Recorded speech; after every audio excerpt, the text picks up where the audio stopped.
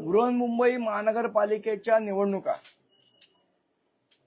या गेल्या 3 वर्षात झालेल्या नाहीत आणि आपण वारंवार बघतो की या महानगरपालिकांमध्ये ज्या पद्धतीचे घोटाळे व्हायला लागले आहेत, आज नगरसेवक नसल्यामुळे, लोकप्रतिनिधींचा अंकुश नसल्यामुळे घोटाळ्यांची संख्या आणि घोटाळ्यांची किंमत या दोन्ही वाढवण्याच्या दृष्टीने महानगरपालिका तयारी करताना आपल्याला दिसते।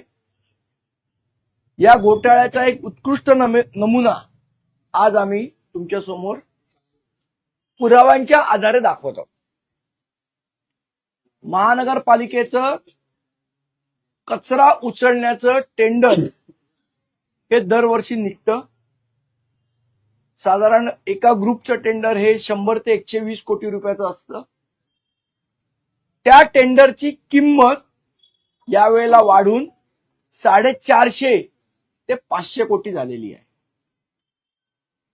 जी आमची माहिती आहे त्यानुसार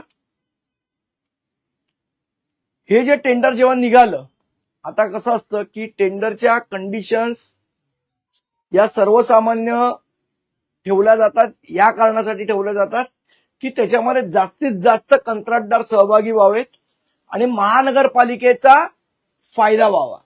म्हणजे उदाहरणार्थ समजा जर 100 रुपयाचं टेंडर असेल आणि ते वॉर्ड वाईज केलं तर त्याच्यामध्ये कॉम्पिटिशन कंत्राटदाराची वाढते जर टेंडर कंडिशन नॉर्मल असते तर, आणि कंत्राटदारांची कॉम्पिटिशन वाढली तर 100 रुपयाचं टेंडर हे लोक 80 रुपये, 90 रुपये, 95 रुपये, म्हणजे महानगरपालिकेचे 5-10 रुपये वाचतात त्याच्यामध्ये। मी तुम्हाला उदाहरणाकरता राहिले, या ज्या किमती आहेत ते शेकडो कोटींमधल्या किमती आहेत। टोटल टेंडर माझ्या मते 6 ते 6.5 हजार करोडचं हे टेंडर आहे जे महानगरपालिकेने काढलेलं आहे। या टेंडरमध्ये काही कंडिशन अशा ठेवल्या गेल्यात, ज्या कंडिशन माझ्याकडे आहेत आता, की जाणीवपूर्वक एक 5-6 कंत्राटदारच ह्याच्यामध्ये क्वालिफाय झाले पाहिजेत, बाकीचे कंत्राटदार उडाले पाहिजेत, जेणेकरून या 6 कंत्राटदारांना 5-6 कंत्राटदारांना काम मिळेल आणि बाकीच्यांना काम मिळणार नाही। याच्यामध्ये प्रामुख्याने 3 कंपन्या या गुजरात आणि दिल्लीच्या आहेत, या मुंबईच्या कंपन्या नाहीत। आणि या कंपन्यांना कसं आपल्याला या टेंडर प्रक्रियेसाठी क्वालिफाय करता येईल यासाठी या कंडिशन्स बनवलेल्या आहेत। आता मी एक उदाहरणादाखल 2-3 कंडिशन तुम्हाला सांगतो की ज्या कशा पद्धतीने बनवल्या गेल्यात आणि त्यामुळे काय फरक पडलेला आहे टेंडरमध्ये।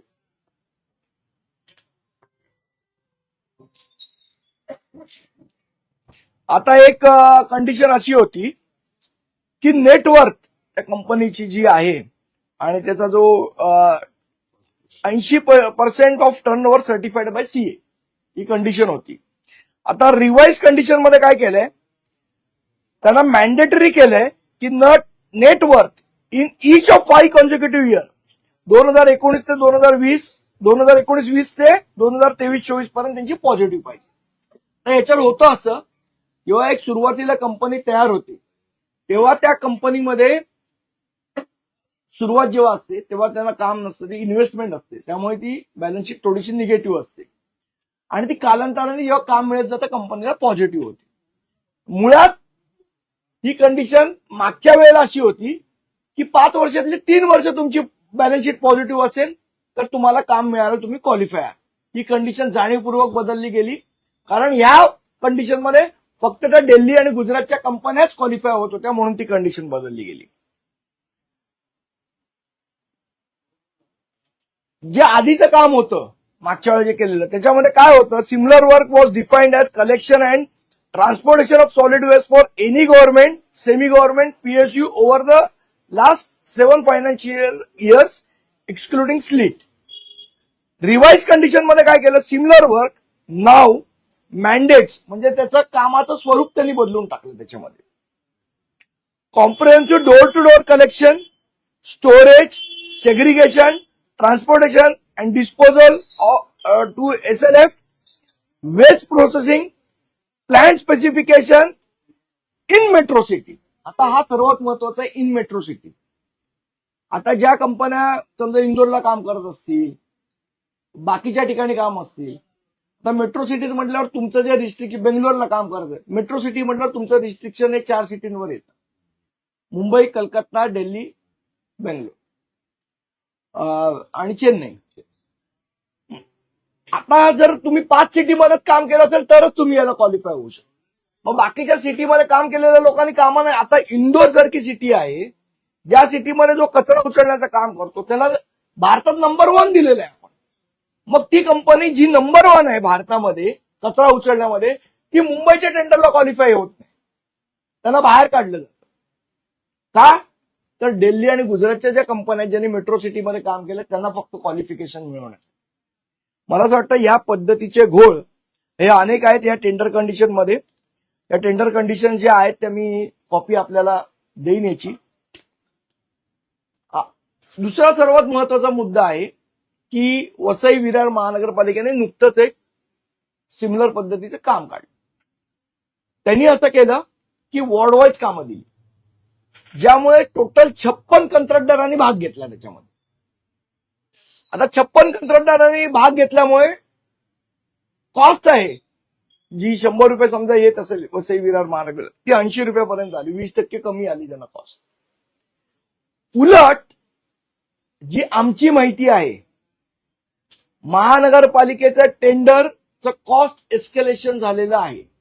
म्हणजे कंत्राटदारांनी, हे जे क्वालिफाय झालेले कंत्राटदार आहेत, त्यांनी टेंडर रेटची अपेक्षा म्हणजे 6,000 कोटीपेक्षा 40% अबोव हे टेंडर भरलेलं आहे. 40 ते 35% अबोव टेंडर भरलेलं आहे. म्हणजे महानगरपालिकेचं जे काम 6,000 करोड मध्ये व्हायला पाहिजे त्याच्यात 40% वाढलेले आहेत. आता हे कोणाचे पैसे आहेत? हे जे 2400 कोटी रुपये वरचे जाणारे कोणाचे पैसे आहेत? ते तुमच्या आमच्या करदात्यांचे पैसे आहेत. मग जे काम 6,000 कोटीमध्ये होऊ शकतं त्या कामाला तुम्ही 2400 कोटी रुपये जास्ती का देताय हा आमचा प्रश्न आहे त्याच्यामध्ये. आता याच्यामध्ये जे बीएमसी मध्ये मॅनेजमेंट असते की बाबा हे टेंडर कोण घेणार, हे टेंडर कोण घेणार, हे टेंडर कोण घेणार, हे टेंडर कोण घेणार, हे जे कार्टल तयार केले गेले, जे 6 ग्रुप आहेत ते ग्रुप असे आहेत: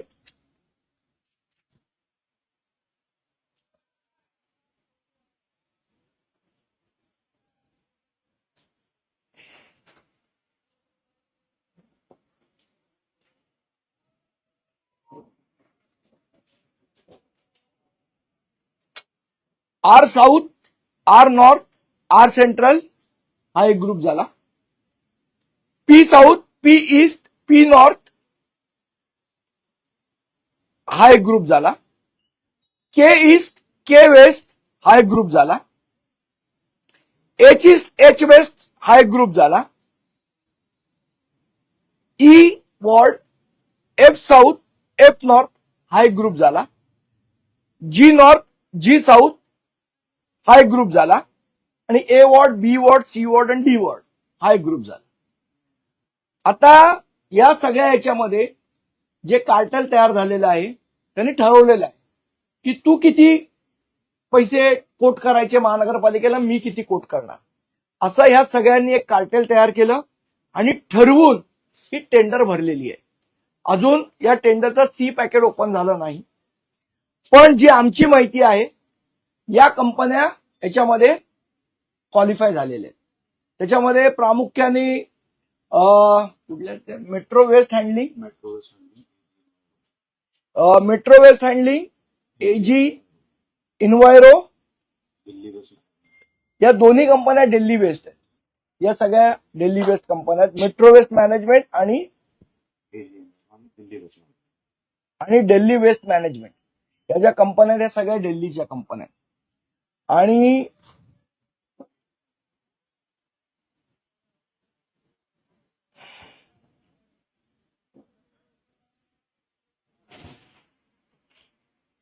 आणि काही मुंबईतल्या ज्या कंपन्या आहेत त्यांनी या गुजरात आणि दिल्लीच्या कंपन्यांची हात मिळवणी केलेली आहे. कारण या मुंबईच्या कंपन्या क्वालिफाय होत नव्हत्या म्हणून त्यांनी त्या दिल्लीच्या कंपन्यांची हात मिळवणी केली आणि तेही त्या टेंडरमध्ये घुसलेले. अशा टोटल 6 कंपन्या आहेत त्यांची. एक वायखान आहे, ग्लोबल वेस्ट मॅनेजमेंट आहे, एक मला असं वाटतं दिल्ली वेस्ट मॅनेजमेंट आहे, एक मेट्रो वेस्ट हँडलिंग आहे. या सगळ्या कंपन्या क्वालिफाय होणार आहेत. आता हे मी तुम्हाला आधी सांगतोय, अजून सी पॅकेट उघडलं नाही, कोण क्वालिफाय कोण नाही अजून महानगरपालिकेने उघडलं नाही, पण त्याच्या आधी मी तुम्हाला कंपन्यांची नावं सांगतो की कोण कोण क्वालिफाय होणार आहे. हे कशामुळे, तर ज्या पद्धतीचं मॅनेजमेंट झालेलं आहे. आता महानगरपालिकेमध्ये एक सर्वात मोठा दलाल तयार झालेला आहे जो या सगळ्या गोष्टी मॅनेज करतो. त्याचं नाव आहे सनी पांडियन. आता हा सनी पांडियन कोण आहे? हा महानगरपालिकेचे जे एएमसीज आहेत, या एएमसीच्या कॅबिन मध्ये काय करत असतो याची चौकशी झाली पाहिजे. त्यांच्या बाहेर असलेलं सीसीटीव्ही फुटेज चेक करा. सनी पांडियन महानगरपालिकेच्या सगळ्या ज्या वरिष्ठ अधिकारी आहेत त्यांच्याकडे काय म्हणून फिरत असतो, काय म्हणून त्याला एंट्री दिली जाते. जे एमसीज सामान्य माणसाला भेटत नाहीत, राजकीय कार्यकर्त्यांना सुद्धा भेटायला बघत नाहीत, ते या सनी पांडियन बरोबर काय करत असतात त्यांच्या इथे, हा पण एक चौकशीचा भाग आहे. सर्वात महत्वाचा जो विषय आहे तो कामगारांचा आहे. महानगरपालिकेची पूर्वीपासून एक पद्धत आहे की 6 एका गाडीवर, एक जी कचरा उचलण्याची गाडी आहे तिथे 6 तुम्ही कामगार देऊ शकता. तर ते 6चे 4 कामगार केलेले आहेत. त्यामुळे जी कॉस्ट आहे ती समजा जरी कमी झाली असली तरी ती तुम्ही वाढवूनच घेताय 40% अबो जाऊन.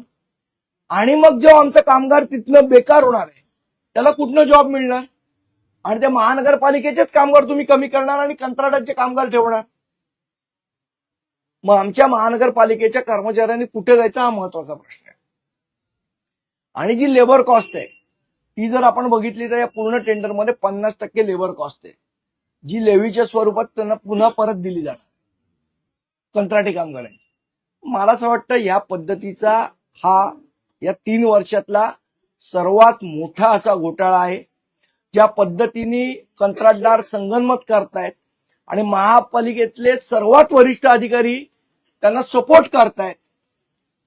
इथला जो माणूस आहे त्याला मुंबईतल्या ज्या कंपन्या त्यांना काम न देता दिल्ली आणि गुजरातच्या कंपन्यांना बोलवून इथे लाल पायघड्या त्यांना घातल्या जात आहेत. या सगळ्या गोष्टीला महाराष्ट्र नवनिर्माण सेनेचा तीव्र विरोध आहे. आणि या गोष्टी होऊ नयेत, अशा प्रकारचे लोकांचे पैसे वाया जाऊ नयेत, यासाठी ही आजची पत्रकार परिषद होती. आणि याचे पुरावे आणि कागद हे सगळे मी आपल्याला देणार आहे. हे आपण बघू शकता, आपल्याला व्हॉट्सअप पण मी करेन, जेणेकरून आपल्याला समजेल की कशा पद्धतीचा घोटाळा हा इथे होऊ पाहतोय. तो रोखण्यासाठी ही आजची पत्रकार परिषद होती. संदीपजी, तुम्ही घोटाळा सांगताय, टेंडरही 2 दिवसात निघताय, कंत्राटदारी फिक्स झालेले आहेत. आता मनसेची काय भूमिका असणार आहे? घोटाळा दिसतोय आणि कंत्राटदारी निश्चित आहे. आम्ही आजच महानगरपालिका आयुक्तांना पत्र लिहिणार आहोत. पूर्ण या प्रकरणाची चौकशी करायची मागणी त्यांच्याकडे करणार आहोत. आणि आमची नगरविकास मंत्री, मुख्यमंत्री यांच्याकडे मागणी आहे की या संपूर्ण प्रकरणाची SIT मार्फत चौकशी झाली पाहिजे. महानगरपालिकेच्या अनेक घोटाळ्यांची चौकशी करताय, आयदर EOW और SIT ही स्थापन करून या घोटाळ्याची चौकशी झाली पाहिजे, ही आमची प्रमुख मागणी आहे. आणि हिंमत असेल तर माझा चॅलेंज आहे आयुक्तांना, त्यांनी सी पॅकेट उघडावं आणि कोण कंत्राटदार क्वालिफाय झाले हे एकदा आम्हाला सांगावं. गुजरात आणि दिल्ली इथल्याच कंत्राटदारांवर ही मेहरबानी का वाटते?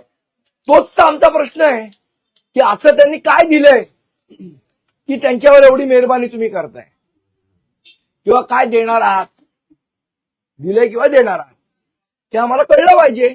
की त्यांना तुम्ही कंत्राट रकमेपेक्षा 30, 35, 40% अबो काम देताय, अशी काय ते तुम्हाला देणार आहात, की अशा काय मुंबईकरांना सेवा देणार आहेत काहीतरी वेगळ्या पद्धतीच्या, हे तरी आम्हाला सांगा. मुंबईतल्या कंपन्या त्या सुद्धा गुजरात किंवा दिल्लीच्या या क्वालिफाय कंपन्यांना हात मिळवणी करून ते टेंडरमध्ये पास झाल्याचं तुम्ही सांगितलं, तर मुंबईला असं करायचं. तर मला असं वाटतं की ज्या वेळेला मुंबईच्या कंपन्यांना कळलं की आपल्याला टेंडर मिळू शकत नाही, त्यावेळेला ते त्यांच्याशी हात मिळवणी करतायत. याच्यामध्ये बघा, हाही मुद्दा नाही, मुद्दा हा आहे की याच्यामध्ये बाहेरच्या कंपन्या येऊन ते चांगलं काम करणार आहेत का? मूळ मुद्दा हा आहे.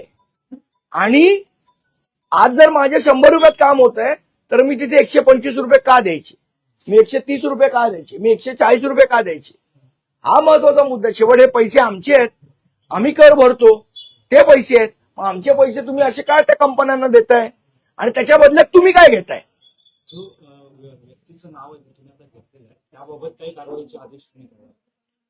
ना आदेश करणारा मी कोण आहे? आमची म्हणणं याची चौकशी केली पाहिजे ईओडब्ल्यू मार्फत. सनी पांडियनचे जे सीसीटीव्ही फुटेजेस आहेत महानगरपालिकेत ते शोधा. हा अतिरिक्त आयुक्तांच्या कॅबिनमध्ये काय करत असतो? हा कुठली टेंडर सेट करत असतो? हा महापालिकेतला नवा दलाल कोण आलेला आहे? याची चौकशी झाली पाहिजे सनी पांडियन नावाच्या माणसाची. ज्या सगळ्या कंपनीची नावं तुम्ही आता घेतली ज्यांना हे कंत्राट दिलं जाणार आहे त्या सगळ्या कंत्राट प्रक्रियेमध्ये या सनी पांडियनची भूमिका सनी पांडियननीच महत्वाची भूमिका बजावलेली आहे. हे सगळं टेंडर सेट करायला ही आमची पक्की माहिती आहे. तुम्हाला कोणावर आरोप आहे की सनी पांडियन हा कुठल्या पक्षाचा माझं म्हणणं याची चौकशी करा. सनी पांडियन कोणाला अफिलेटेड आहे, काय आहे, तो अतिरिक्त आयुक्तांच्या कॅबिनमध्ये काय करत असतो, याची चौकशी झाली पाहिजे. तुम्ही एसआयटीची देखील मागणी केलेली आहे. सनी पांडियन अधिकारात मागितली कशासोबत नाही, याच्या संदर्भात आमचे केतन नाईक यांनी किरण दिगावकर यांच्याशी वारंवार आम्ही संपर्क साधला की बाबा अशा प्रकारचा घोटाळा होतो. आमच्या केतन नाईकनी पत्रव्यवहार केलेला आहे. तरी सुद्धा या सगळ्या गोष्टी डावलून या गोष्टी कशा झाल्या? म्हणजे असं नाहीये की तुम्हाला माहित नव्हतं, तुम्हाला अगोदर ही माहिती आम्ही आणून दिलेली. मग आणून दिली असताना तुम्ही तीच गोष्ट का करताय परत? कितीचा घोटाळा आहे असं म्हणणं आहे. ही कंत्राट किती कोटींची आहे ते? टोटल ही 6,000 कोटीची कंत्राट आहेत आणि त्याची कॉस्ट वाढू पण शकते. बघा कसं असतं, महापालिकेत एक प्रक्रिया आहे किंवा एक आहे ज्याने महापालिका कव्हर केली त्यांना माहित असेल की सुरुवातीचं टेंडर ठेवायचं 6,000 कोटीचं, मग त्याच्यात 2-3 कामं ऍड करायची आणि तेच 6,000 कोटीचं टेंडर 7,000 कोटीला न्यायचं, 8,000 कोटीला न्यायचं. अशी ही मोडस ऑपरेंटी आहे. या सगळ्याला महाराष्ट्र नवनिर्माण सेनेचा विरोध आहे. याची चौकशी झाली पाहिजे, ही आमची मागणी आहे. यंदा जी तुम्ही म्हणताय की आता 6,000 कोटींची ही कंत्राट आहे तर आधीचा रेशो नेमका कितीचा होता? किती कोटींची ही मागच्या वेळी तुम्हाला मी सांगितलं जे ग्रुप होते ते छोटे होते, 12 ग्रुप होते, जे आता 8 ग्रुप केले आणि एका ग्रुपला 120 कोटीचं टेंडर होतं. मग टोटल मला वाटतं 3-3.5 कोटी, 3-3.5 कोटीचं टेंडर होतं ते ह्यावेळेला डबल झाले, 6,000 कोटीचं झालं. मुंबईच्या कचऱ्याला महत्व आलंय की कशाला महत्व आलंय? मला असं वाटतं मुंबईच्या पैशाला महत्व आलंय. संजयजी, काल एका वर्षासाठीचं कंत्राट असणार आहे की त्यामध्ये 7 वर्षाचं. काल राज्यपालांनी एक वक्तव्य केलेलं आहे की अशा पद्धतीच्या घटना मराठी जर इथे राहिल्या तर तर गुंतवणूक माझा राज्यपालांना प्रश्न आहे, उद्या अमराठी माणसांनी गुंतवणूक केली आणि त्याचा फायदा मराठी माणसाला नाही झाला तर ती गुंतवणूक काय चाटायची आहे? इथे राहणाऱ्या भूमिपुत्राला इथल्या गुंतवणुकीचा फायदा झाला पाहिजे ना. आणि आम्हाला आमचा स्वाभिमान सोडून काही नकोय. तुम्ही इथे येताय, राज्यपालांना पण माझा प्रश्न आहे की त्यांना एक कळलं पाहिजे. ते असं म्हणाले की मराठी जर मी बोललो नाही आणि मला मारलं तर काय मला लगेच मराठी येणार आहे का? मुळात असं आहे की कोणी मराठी बोललं नाही म्हणून त्याला नाही मारलेलं आहे, त्यांनी मराठी भाषेचा अपमान केलाय म्हणून त्याला मारलेलं आहे. मुळात स्वाभिमान आणि या गोष्टी यातला फरक राज्यपालांनी समजून घ्यावा असं मी त्यांना आदरपूर्वक सांगतो. कल्याणमध्ये ज्या तरुणीला ज्या प्रकारे मारहाण झाली त्यावरती काय सांगाल? ज्या प्रकारे व्हिडिओ व्हायरल झालेला आहे, काल त्या आरोपीला मनसेच्या कार्यकर्त्यांनी पकडलं. हो, मी बघितलं, आमच्याच महाराष्ट्र सैनिकांनी पकडलं, पण पोलीस तेही सांगत नाही, जागरूक नागरिक वगैरे म्हणायला लागले. म्हणजे हे ऍक्सेप्ट करायला काय प्रॉब्लेम होता पोलिसांना मला कळलं नाही. असो, पण महत्वाचा मुद्दा असा आहे, आता जे सो कॉल्ड नॅशनल चॅनल आहेत आणि त्यांच्या ज्या प्रतिनिधी आहेत, ज्या सगळीकडे सेलिब्रिटी म्हणून सध्या फिरतायत मराठी हिंदी वादावर, त्या आज कुठे आहेत आमच्या मराठी महिलेला मारल्यानंतर? आणि सो कॉल्ड भैया हिंदुत्ववादी नेते मराठी बोलणारे हे कुठे आहेत? आता ती मुलगी हिंदू नाही का? मग नितेश राणे का गप्प आहेत आज? आज कोणाला वाटलं नाही की या गोष्टीवर काय बोलावं? फक्त मनसेनेच प्रतिक्रिया व्यक्त करायची का? बाकी कुठे आहेत दुबे, चौबे, शोभे?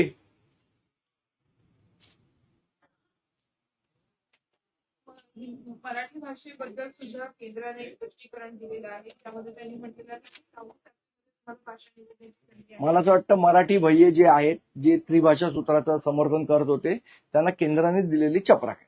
सर, स्थानिक स्वराज्य संस्थांच्या निवडणुका डोळ्यासमोर ठेवून पुन्हा एकदा लाडकी बहीण योजनेअंतर्गत जी छाननी केली जात होती ती आता थांबवण्यात आलेली आहे, जेणेकरून सरसकट आता राहिलेल्या महिलांना पैसे देण्यात येईल.